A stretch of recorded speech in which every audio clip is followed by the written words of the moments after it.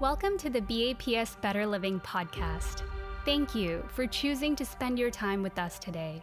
Each episode in this podcast aims to inspire us to take a step back from our busy lives and to actively listen to content that can enlighten us towards expanding our consciousness and deepening our spirituality.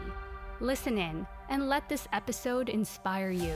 Let it encourage you to have fruitful introspections, and most importantly, let it help you be better and do better.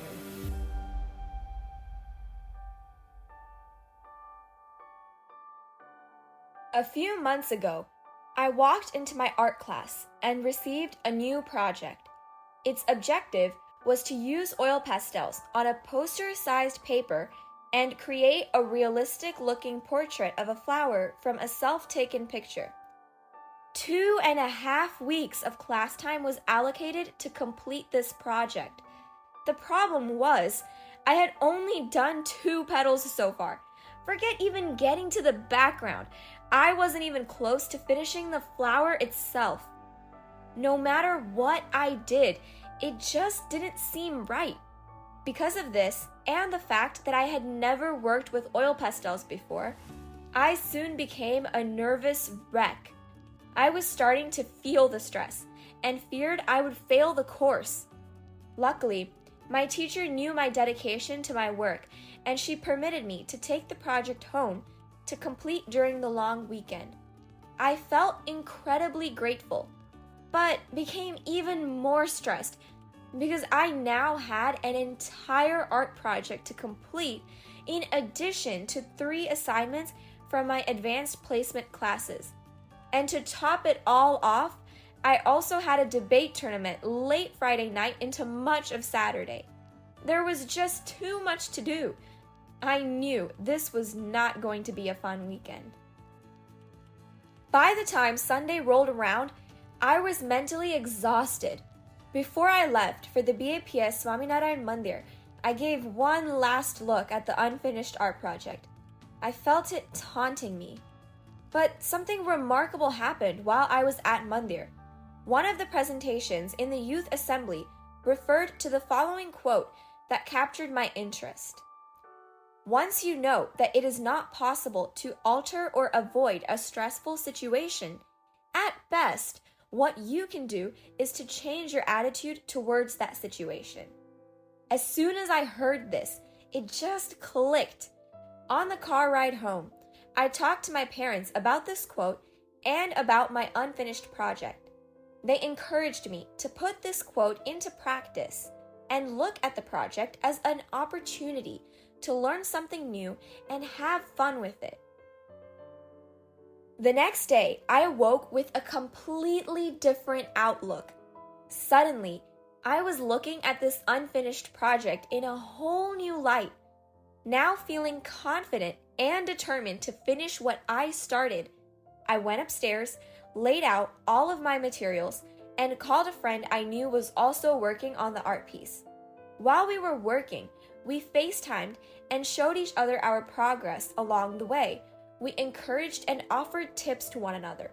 The entire process became so enjoyable that I didn't even realize it was now 2 a.m. Even though it was well into the night, the joy and relaxation that I often experienced while working on my art had returned. I feel I could attribute all of this to the shift in my perspective. When I finally finished, an incredible feeling of accomplishment and pride overcame me. What happened after that is entirely irrelevant to the point of the story, but I'll tell you anyways. 2 weeks later, while grading assignments, my teacher called me up to ask me if she could display my art piece along with 4 others at our local airport. On the outside, I smiled calmly and said yes, but on the inside, I was jumping up and down, screaming, "Yes! Yes! Yes!" This experience taught me an invaluable lesson. Stress did not need to be my enemy. I began to reflect upon this deeper, to understand how I could better handle my stress in the future. While reflecting, I learned that there are 2 main types of stress: eustress and de-stress. Eustress is positive stress. A person feels good, becomes stimulated by the challenge, and learns something new from the process. De-stress, on the other hand, is rooted in negativity. This type of stress tends to cause fear and anxiety. For situations involving feelings of de-stress, I've discovered that turning negative stress into eustress by switching perspectives can be extremely helpful. My guru, His Holiness Pramukh Swami Maharaj, my source of inspiration, taught me the value of shifting perspectives through the following incident. In New Delhi in 2005, the Swaminarayan Akshardham temple was under construction and tons of stones were sprawled across the 100-acre complex. Littered across the entire complex were floor tiles, kata stones, marble, limestones, and pink stones. Hundreds of stonemasons were busy chiseling away, and the wailing of their saws rang throughout the complex. Seeing this chaos, Swamis of the team managing the work approached Pramukh Swami Maharaj and described the havoc. They reported, "Everywhere we look, we see deadlines, pending work, and tons of unassembled stones. Aren't you worried?" To this, Swami calmly replied, "There may be tons of stones outside, but I do not feel a pebble's amount of that weight on my chest." He explained he did not feel any stress because he knew everyone had endeavored and put forth their best effort. Ultimately, at that point, it was then in the hands of God. Many times, we become stressed by our lack of control of an outcome. But this incident taught me that putting in 100% of my effort and leaving the rest to God was the surest way to remain calm and at peace. By merely shifting our thoughts, we can transform a stressful situation into one with eustress. So, why did changing my mind about stress matter? It mattered because I took away 3 lessons from my experience. Firstly, we often see stress as something that indicates a weakness. But what if all of those symptoms are a means to prepare our bodies to endure? What if the pressure gives us a different form of adrenaline? What if it means supplying more oxygen to the brain with faster breathing or more forceful heart palpitations? Understanding these concepts and believing the stress responses to be positive can be incredibly helpful. In other words, all we have to do is embrace the stress, not fear it. It's as if the power to avoid stress-related illnesses and anxieties is in our own hands. We only have to meet the stress. By changing my perspective during the stressful situation, my body's response to the stress also changed. I was no longer shaking in fear. I was able to think more clearly, focus on tackling the situation, and defeat anxiety and rise to the challenge. Secondly, the experience helped me remove my self-doubt. I quickly learned that stress overshadowed my own talents and abilities. But the second my outlook changed, my reaction towards everything changed. Every time I brushed a new stroke on the canvas, I became thrilled. I felt energized and free. I knew I could do this, and I could do it well. Lastly, I later learned something that also provided further perspective: the oxytocin hormone.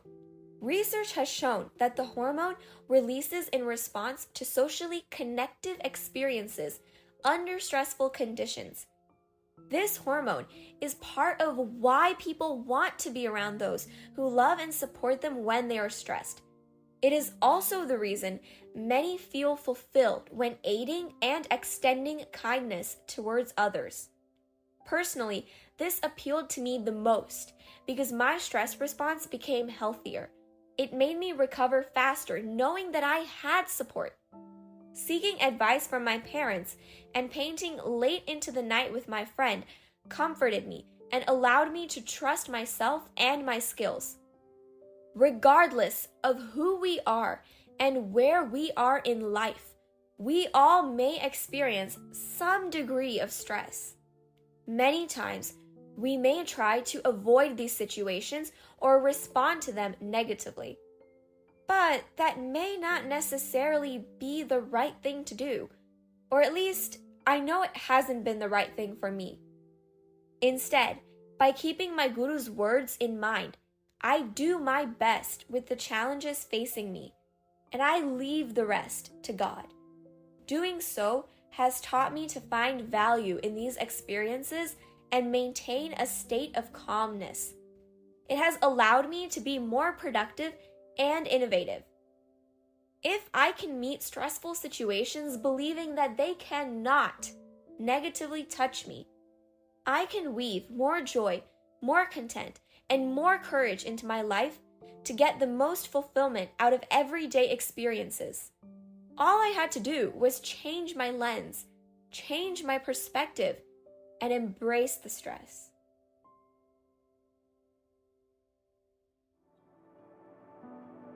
We hope you enjoyed this Better Living episode and that it added value to your life. All the content on this channel, including this episode, is created and managed entirely by Swamis and volunteers of BAPS from around the world. Our volunteers are continuously inspired by the sincere, transparent, and selfless lives of Pramukh Swami Maharaj, the late Guru of BAPS, and Mahan Swami Maharaj, the current Guru of BAPS.